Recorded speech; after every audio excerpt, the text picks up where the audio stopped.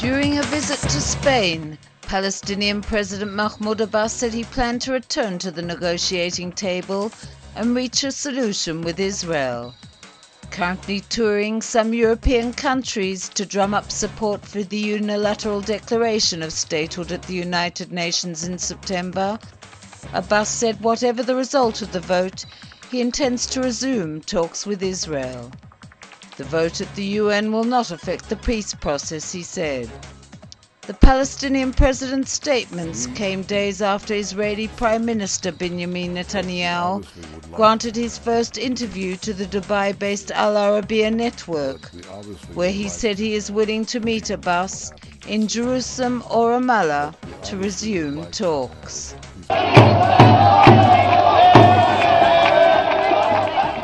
Syrian security forces were deployed in the center of the city Homs, where shots were heard and arrests made, activists reported Thursday. Rami Abdul Rahman of the Syrian Observatory for Human Rights said security forces entered the homes and made arrests. Homs, Syria's third largest city, has been the focus of fierce fighting and spearheaded demonstrations against President Bashar al-Assad's regime when protests in the country began on March 15th.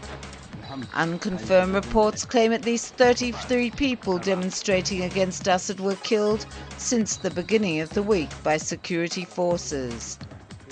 Earlier this week, Amnesty International said it fears scores of Syrian detainees are being tortured following mass arrests outside Damascus.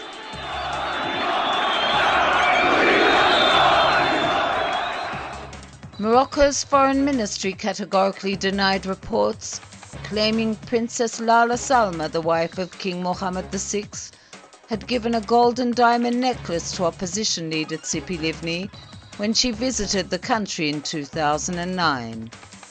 The ministry made the statement in response to local and Israeli media outlets who said she gave Livni the gift. Some Moroccan reports said Livni may have received the necklace from members of the Jewish community, noting that during her visit she received paintings, rugs and books. Earlier this year, the Knesset proposed forming a new code of ethics for parliamentarians and suggested banning them from accepting gifts.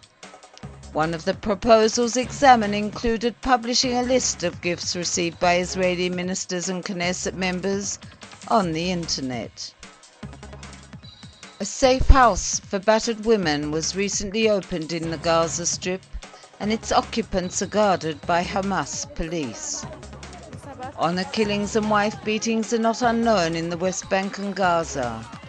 Of the 8 women in the compound, some are minors, and in addition, a number of women who live outside the shelter visit there seeking professional advice and support. The compound is located in the welfare ministry next to the rehabilitation unit for young offenders. The shelter can cater for up to 50 women and has large clean rooms and attendants on hand to assist.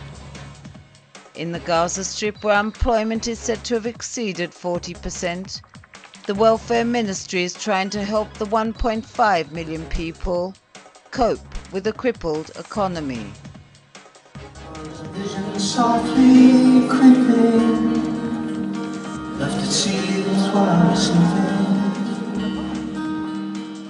Legendary singer Paul Simon will play at the Ramat Gan Stadium Thursday night, his 3rd show in Israel to date.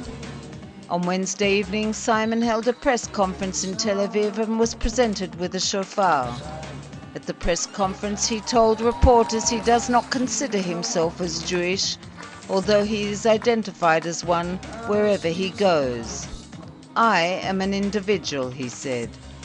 Simon said he wished he'd had time to stay beyond his brief visit, but has to move on to his new project, a documentary about the 25th anniversary of his Grammy-winning album Graceland. Prior to his arrival in Israel, Simon told reporters he hoped to perform again with partner Art Garfunkel, who's been suffering from a vocal cord problem for some years. Simon first performed in Israel in 1978 and then returned with Garfunkel to perform in 1983. People talking without speaking, people hearing without speaking, people writing songs that voices never share.